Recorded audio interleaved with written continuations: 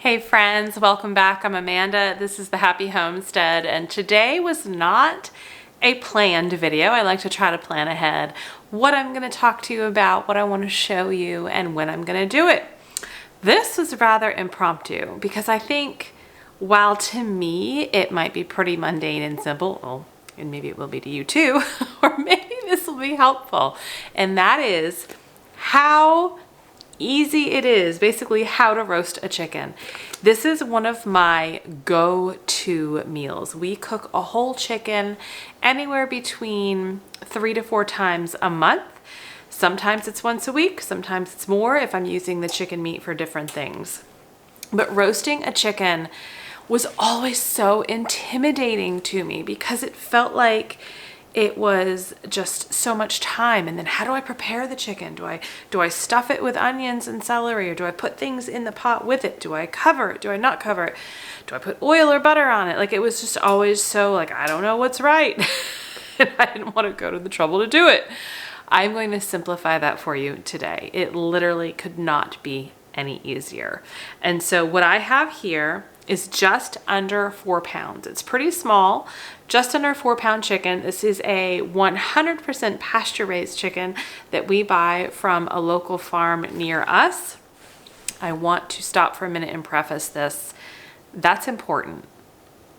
I was actually just at Polyface Farm this past weekend. I got home 2 days ago, and it was such an amazing experience. It was part of the Homesteaders of America Women's Retreat, and it was hosted at Polyface. Now, if you are not familiar with Polyface, then I recommend you at least check them out on the internet, social media. They have their own website.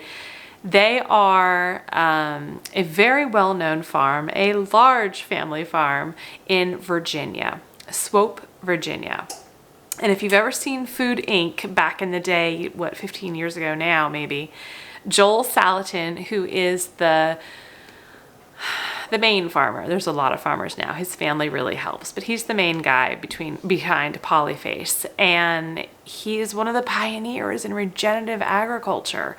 And this is why I'm talking to you about this, because no matter where you buy your chicken, and even your eggs or your meat for that matter, any of your other meat, really do your research. Find the local farms. Find out where you can buy locally sourced, ethically and responsibly raised food products. It matters. It matters. It matters. Okay, PSA is over. All right, I have my oven preheating to 375. You could go to 350 if you want. You could go to 400 if you want. I go right in the middle at 375, and this will cook. It's just under 4 pounds, like I said, maybe an hour and a half, 2. If I was at maybe 350 degrees, it'd be around 2 hours. And all I'm gonna do is put this in a Dutch oven. Let me show you that. So this is my cast iron Dutch oven.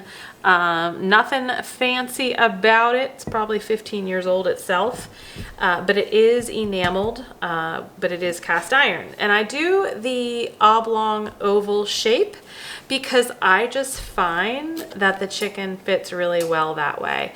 But I use these for both chicken and sourdough and other roasts. So I always have the oval shape cast iron Dutch oven as well as a round one.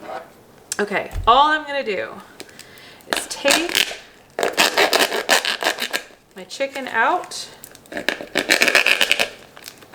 Now, when you buy your chicken, just make sure that if the neck or anything is still in it, you are aware of that. And now the dog is up here. Get down. Get down. He knows I'm opening up on some meat here.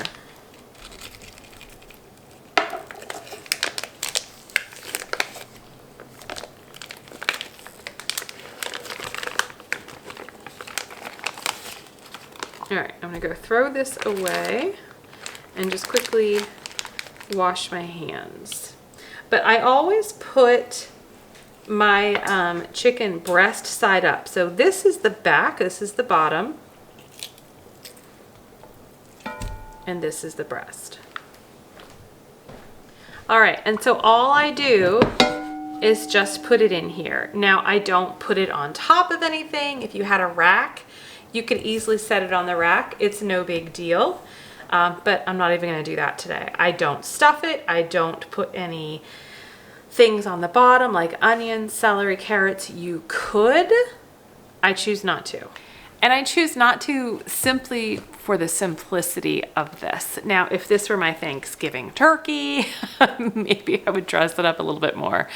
But for this, for tonight's dinner, really, because this is our dinner, and for my purpose for showing you, I want to make it as simple as possible. Now, there are two ways I go about seasoning my chicken, and that is either just salt and pepper, always Redmond real salt, or what I'm gonna do tonight, which is organic lemon pepper, also from Redmond Real Salt. Now, if you have not yet tried Redmond Real Salt, there is a link below. There is a coupon code for 15% off your order. And by the way, folks, even if you've already ordered Redmond Real Salt and you need another order, maybe you want some Christmas gifts, you can use that link and that discount code to get 15% off on your next order. There's no limit on how many times you can use it, which is really awesome. So I love this organic lemon pepper seasoning. The salt is already in it. It also has dehydrated lemon peel, black pepper, dehydrated garlic, onion, and thyme. It is so good. This is one of my favorites. Oven's preheated. So all I'm gonna do is put some of this on the chicken. That's it. And I usually open it up on the big opening. Just kind of put it around. Sometimes I'll pat it down.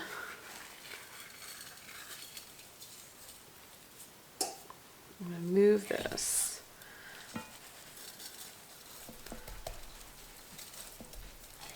It is so good, y'all. It is so good.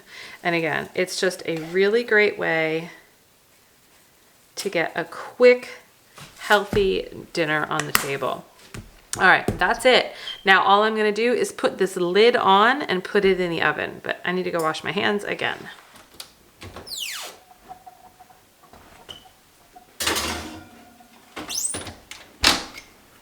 Okay, so I am gonna check it in about an hour and a half. I don't take the lid off. As you can see, I didn't add oil, I didn't add butter, nothing else is in there. And I promise you, it is going to get wonderfully browned on top without having to do any of that. We'll check back in an hour and a half and then we're gonna eat dinner. But after dinner, I'm gonna come back and show you what we do because I literally save all the bones and any of the remains and the carcass of anything whenever I cook poultry, whether it be turkey or chicken. And we're gonna make the most beautiful bone broth tonight. And it's going to be wonderful as the weather is getting really cold. So I'll come back in an hour and a half, show you what this looks like before we eat.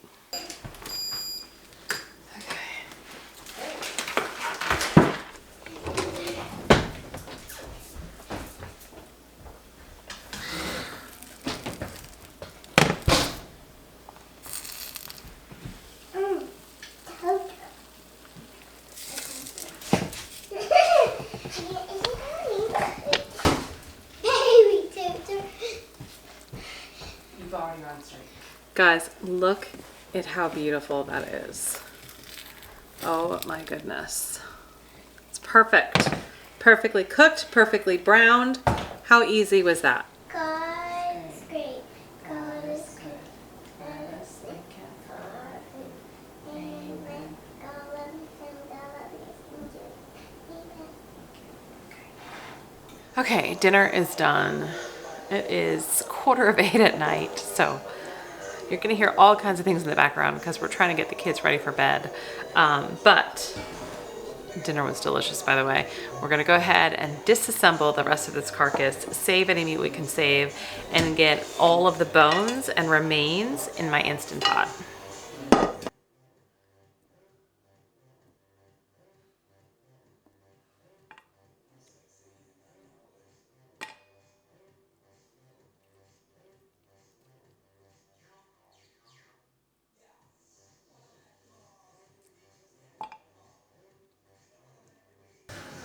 Okay, I think I've got it all. Now, as you can see, there are a lot of the drippings here. It's flavoring, it's fat, and it is all worth saving. So I'm gonna dump all of this in the Instant Pot also. So the rest of this meat is gonna go right in the refrigerator. It's enough for probably 2 more meals, maybe 2 lunches tomorrow, or really enough to add to a soup or some kind of casserole later on this week. It just goes to show you that one chicken, and mind you, this was just under 4 pounds, can really last a long time if you make it last. If making the chicken wasn't easy enough, making the bone broth is either just as easy, if not easier. This is where you're gonna add everything else to your pot to really give it that flavor and that depth that you're looking for a really good nutrient-rich broth. So I am gonna add carrots. I have 3 really tiny carrots here. If I had one big one, I'd probably add that. I would cut it up into pieces, right? The more surface area that's exposed with these items just enriches it more. Don't get crazy and have to worry about chopping really fine.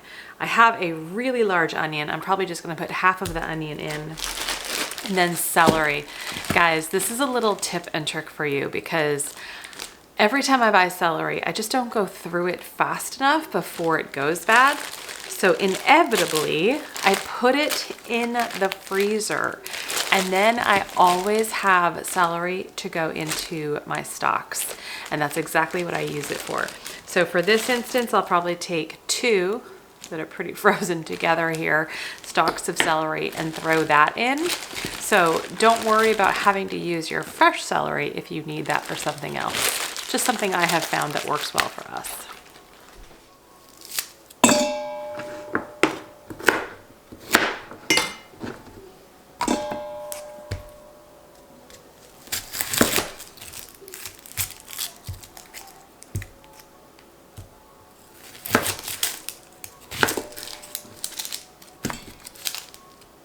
You'll notice I'm putting the onion skin in as well. It adds great color. Okay, and then there's one more thing I add in here as just the basic foundation for any good bone broth, and that is apple cider vinegar. Now this is apple cider vinegar that I had brewed last year. I keep it in here, but really you just want a really good, raw, unfiltered apple cider vinegar. Bragg's or Azure brand are my 2 favorites. I add about 1 to 2 tablespoons, and it just helps extract more of the nutrients, the vitamins, and the minerals from the remains.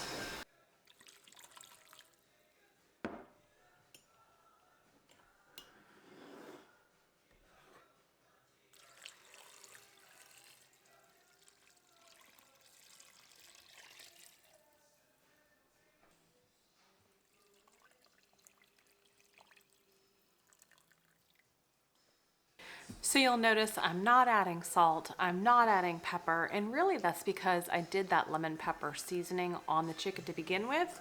If I had just done salt and pepper, same. I probably would not be adding any more sodium or any more pepper to my broth. Now, I do have a bay tree outside, but it's what feels like -50 out there. It's not. But it's cold. I don't want to go get it, so I'm not going to worry about the bay. But this is where you can add any other seasonings. Maybe you have parsley or oregano.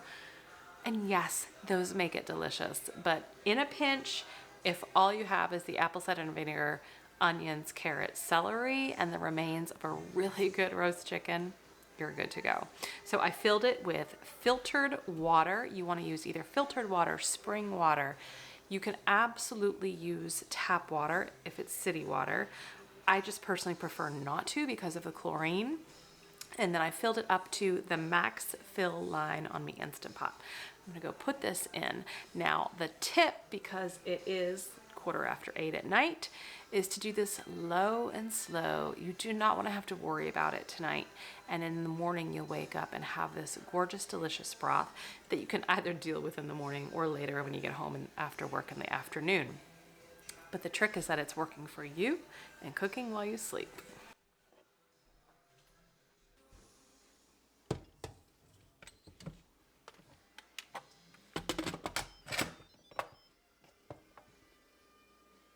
So I set that on the soup broth setting at low pressure for 2.5 hours. Now I like to go low and slow with it, right? I'm not simmering it on the stove, so it is getting a little bit obviously into a pressure-like scenario other than it would be on the stove, but I do low pressure, 2.5 hours on that soup broth setting, and then in the morning I'll come down and take care of it. I don't keep it on the keep warm setting, I turn that off. And then in the morning, I'll come down, I'll show you what it looks like tomorrow morning. But essentially, this is where you then could pressure can it, you could freeze it, or just jar it up and put it in your refrigerator. Doing it in small batches like this in the Instant Pot not only makes it more manageable for me with a busy family life, but then I'm not having to worry about, trying to preserve, whether it be canning, freezing, or in the fridge, multiple quarts or pints of broth. This will yield about 3 quarts is what I usually come up to. And so that's manageable. If I don't get to it right tomorrow, I can just jar it up and put it in the fridge and take care of it in a day or two when I get it. Now you're going to want to keep your broth in the fridge or the freezer or pressure can it. Those really are the 3 methods in order to preserve it. In the refrigerator, it'll last up to maybe a week. I wouldn't go past a week. So if you think you're going to use it within a week, the refrigerator is fine. If you're not comfortable with canning, then I would recommend freezing it. Just make sure that you're leaving plenty of headspace in your jar. Let me show you. So this is not a canning jar, but pretend it is. You would have the tendency just to normally fill your jar up, right? You don't want to do that. When things freeze, they expand. And if they have nowhere to go, the glass will crack. So I'd recommend filling your jar about 1.5 inches below the rim so that you have plenty of room for expansion and nothing cracks. If you are interested in pressure canning, then you want to click above, and I have a whole series on learning how to can, water bath can, steam can, and pressure can, and you can learn how to do your broth that way. Now you do have to pressure can broth because it is a very low acid food. So water bath canning and steam canning will not work. I am going to clean up this kitchen, get my children ready for bed, and I will see you in the morning when this is all done. Good morning. It's 8 o'clock in the morning. Again, you're probably going to see some hecticness and hear it through the house as we're getting ready for work and school. But the stock or the bone broth has been going, and it finished, I don't know, somewhere in the middle of the night. I had a 3-hour delay on that. I don't know if I mentioned it. For no other reason than my own convenience. I just didn't want it going off while we were still awake. I wanted it to go off while we were dead asleep. And so I think it's been sitting in here for just about 3 or 4 hours now. And all I've got is a really fine mesh colander, a big bowl. I'm just gonna dump it and strain it through.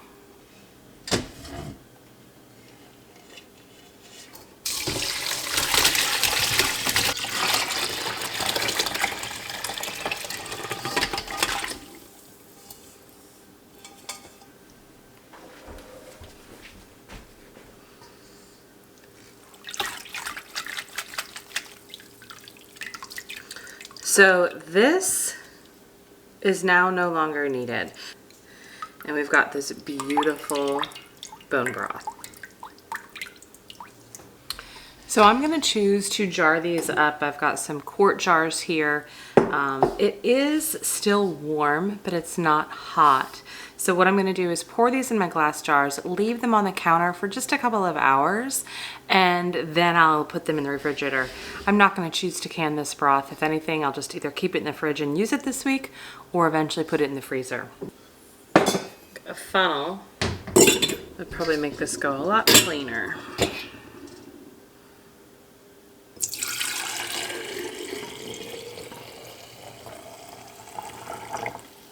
Now, just in case I decide to freeze, I want to make sure I'm leaving enough headspace. That's plenty of headspace, but again, I want to make sure I don't have any jars cracking in the freezer.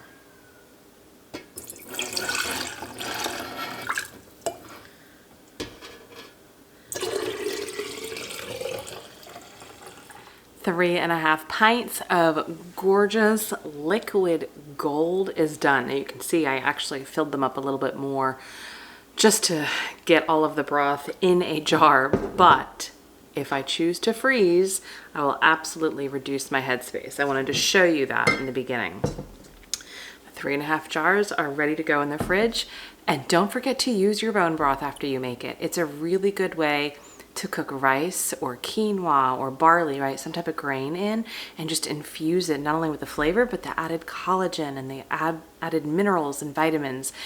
This is also really good to sip on. You'll see people sip on bone broth, especially in the winter months, just to help keep their immunity up. But don't forget to use it. Family's home. So now I must end. Thank you, honey. Your breakfast is on the table. Thanks for joining me last night and this morning. Stay healthy, stay well. Bye-bye.